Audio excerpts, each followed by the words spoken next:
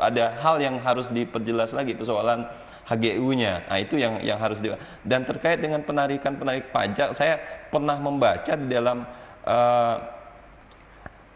di dalam sebuah koran dikatakan oleh salah satu kepala daerah katakan bahwa sumber pendapatan daerah dari sawit itu sangat kecil. Persoalannya adalah persoalan seperti yang dikatakan oleh Bung Karlo tadi. Mereka punya izin prinsip, izin lokasi, tapi tidak punya HGU sehingga tidak bisa ditarik pajak oleh pemerintah.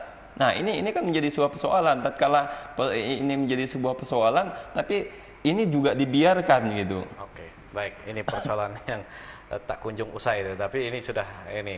Nah, Pak Ingkai, kalau waktu bapak-bapak di Badau sana berurusan soal sawit, apakah sama juga persoalan yang dihadapi dengan kawan-kawan Bung Uin ketika menerima awalnya sawit itu? Sosialisasinya seperti apa? Apakah cukup jelas atau bahkan tertutup-tutupi atau justru memaksa kawan-kawan di sana untuk menerima sawit misalnya? Baik, cerita sedikit Pak. Terima kasih.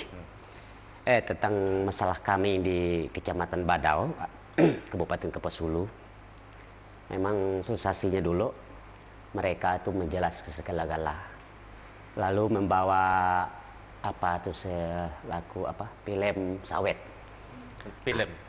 Termasuk film lah kan, film sawit. Jadi mereka tuh ngomong tentang masalah priorisasi 80-20. Nah, 20 untuk masyarakat pemilik tanah, 80 untuk perusahaan. Lalu yang kedua, pertanyaan kami tentang masalah gajian harian orang yang bekerja hari-hari kerja tangan. Semasa tahun 2008 mereka tuh bilang gajinya 22.000 per hari. Sedangkan masa itu minyak bensinnya aja 1 liter 10.000. Nasi bungkusnya sekurang-kurang 10.000. Rokoknya lagi berapa? Apa yang kira-kira dibawa pulang ke rumah? Dari secara itu, masyarakat kami, saya sendiri saya sendiri ngomong, kalau begitu Pak, kami belum dikatakan menerima kalian. Nunggu kami berpikir ke dalam dengan masyarakat kami. Bisa aja Pak, tapi diizinnya cuma 3 hari saja. Secara otomatis masyarakat kami bikin surat pernyataan menolak, tidak diterima. Karena perusahaan itu kami pikir, perusahaan itu mempunyai daging, masyarakat mempunyai ampas. Itu.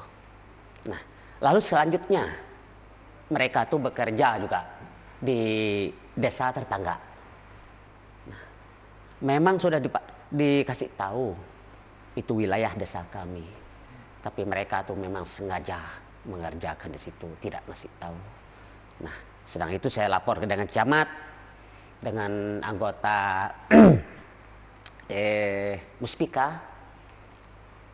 Kalau menurut adat kami, mereka itu udah salah. Nggak ada bertanya, nggak ada bermusyawarah, dia tinggal mabat tanah hutan kami atau pemuda kami. Semasa itu Pak, saya ambil langkahnya, saya hukum adat. Pertama-tama tahun 2008. Nah, lalu mulai dari itu, memang bukan juga dikatakan kelahi, tapi jalur pendapatnya bagi masyarakat kami di desa Janteng dengan perusahaan tidak tidak sejalan. Nah, lalu kemudian ini saya singkat. Nah, lalu menginjak ke tahun 2009, menginjak tahun 2010. Nah, mendengar informasi peraturan mereka dari perusahaan itu, anggaplah dari Sinarmas yang di sana cabang Buana Tunas Sejahtera, cabangnya induknya Sinarmas gitu di desa kita. Nah,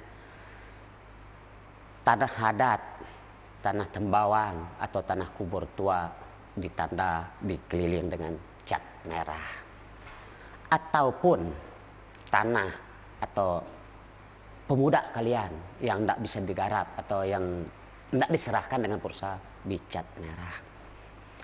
Mulai dari bulan 2 2010, pada waktu itu kami 10 orang Pak, keluarga besar saya. Yang 5 orang saya atur merintis yang satu bidang. Yang 5 orang ikut saya merintis satu bidang. Nah,